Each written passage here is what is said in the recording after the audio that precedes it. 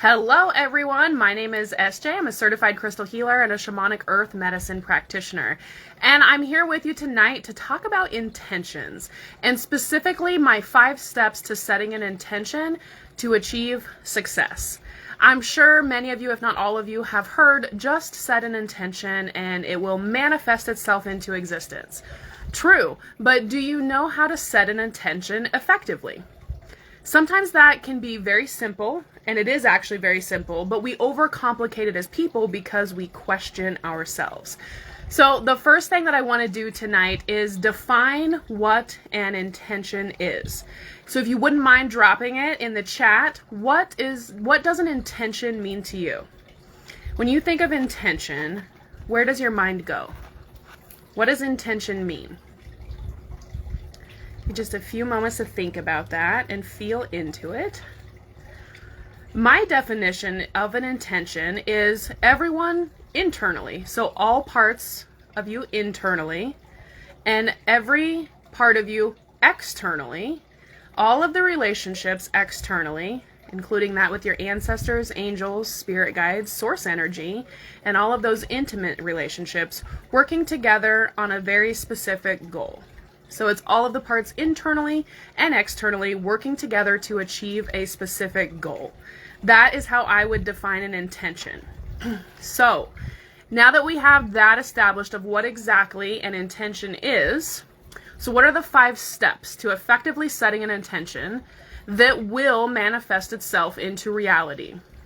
Number 1 is a very emotional aspect to this. So the first thing you want to do is find any emotions related to shame, blame, or guilt that you are specifically carrying around a topic that you're trying to achieve, what you're trying to get.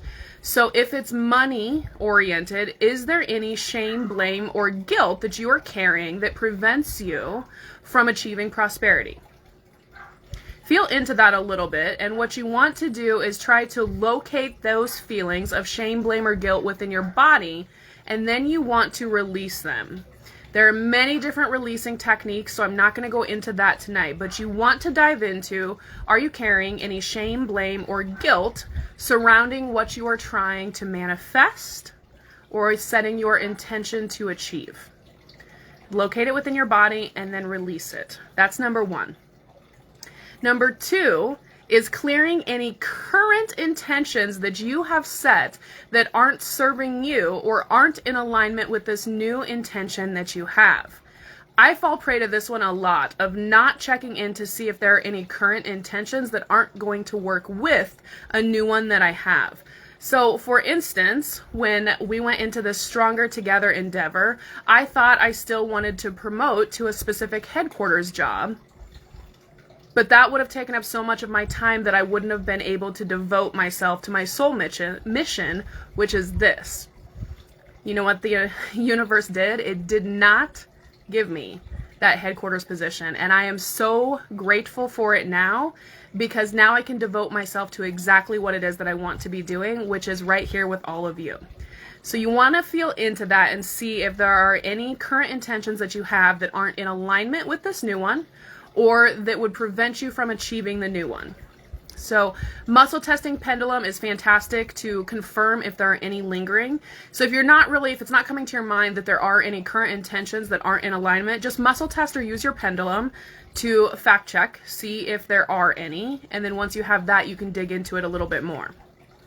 Number 3, set or step for intention setting is establishing that new intention or intentions. So getting really clear on exactly what it is that you want. Now, sometimes this can be hard, or we get in our own heads. We just know that we want something different than what we currently have. And if that's the case and you just can't find it, whether that's through meditation or feeling into that or even rationalizing, sometimes we come to intentions through logics. That's okay, but I can tell you that you will be more effective with your intention setting and manifestation if you do it through the heart space center than you do through the logic. But if you just can't figure it out, or you can't feel into it, then you are simply going to ask that source energy, God energy, the divine, to set whatever intention will best serve you in this moment. And then you're going to ask for them to provide you clarity on what that intention is throughout the next couple of days. So you're just going to ask them to set it for me. I don't know what I want, but I know it's not this. Help me, please. Is essentially what you're doing with that if you don't know the intention that you're trying to set. The fourth item or step for intention setting for success is ask for support. And what do I mean by that? Intentions are nothing more than a new boundary that you are going to emanate both internally and externally. You're going to send that throughout your entire being, but it's a vibrational boundary that you are now holding to bring in something that you desire, something that will uplift your life, that is in alignment with your soul path. And anytime we set a new boundary, they will always be tested. It is like the universal law or something that if you set a new boundary, the universe will test it to make sure that you have properly installed it at 100% at your all levels, at your physical, emotional, and soul level. It's going to test it, so you're going to be ready for that because you are already going to have asked for assistance from your ancestors, angels, spirit guides, that source energy saying, when I am tested, please allow me to have the awareness to know that that is what is happening and the strength and the compassion to be able to hold my boundaries solid and firm. So that's number 4, is asking for support. Step number 5 is believing it. You have to believe that what you set as an intention is going to come to fruition. It's going to be your reality. When you set an intention, you don't sit there and worry about or wonder if it will work. You leave it to happen because you truly believe it at all levels of your being.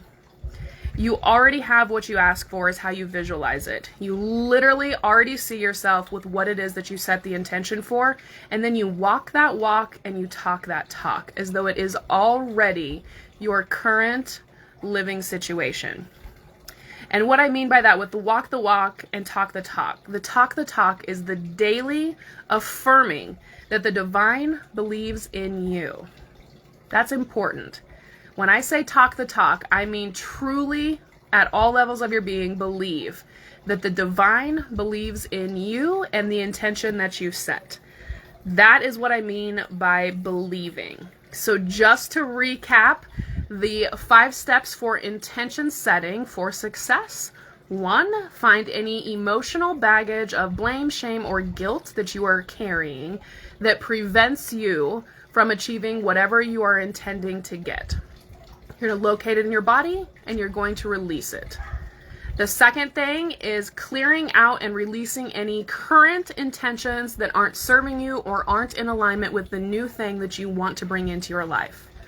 Number 3 is establishing that new intention. Even if you can't figure out what that new intention is, you are going to reach out to that divine source energy, that God energy, and ask that energy to set whatever intention will best serve your highest good. It can be very simple as that. Sometimes it's hard to get very clear on your intention, but you can do it by just reaching out for assistance from that source energy. Number 4 is asking for support to help you maintain the new boundary and intentions that you have set, because they will be tested. And number 5 is believing that you are going to get what your intention was set for. You're going to talk the talk and you are going to walk the walk, like you already have exactly what you intended to have. Simple as that. Those are the 5 steps to setting an intention for success. We are going to use some of this in the next Stronger Together connection call, March 10th, to be able to really get into setting firm boundaries and holding them so that we can both support ourselves and others from a very balanced position. But intention setting is part of that, so we're going to jump into that a whole lot more.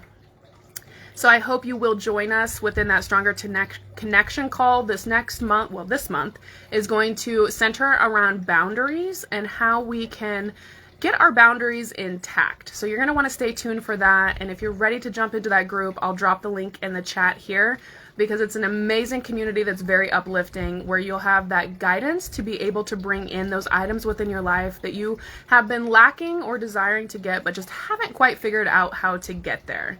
And I see a couple of you on here. Thank you so much for joining me tonight. Joni's here. Shannon's here. Joni says, thank you. This is helpful. Intention setting scares me a bit. I will make a point of addressing that with Source. Yes, Joni, and we're going to jump into that this week in boundaries. Oftentimes, when I hear people say that, the intention setting, and specifically the term manifestation probably, is a little bit triggering for you, right?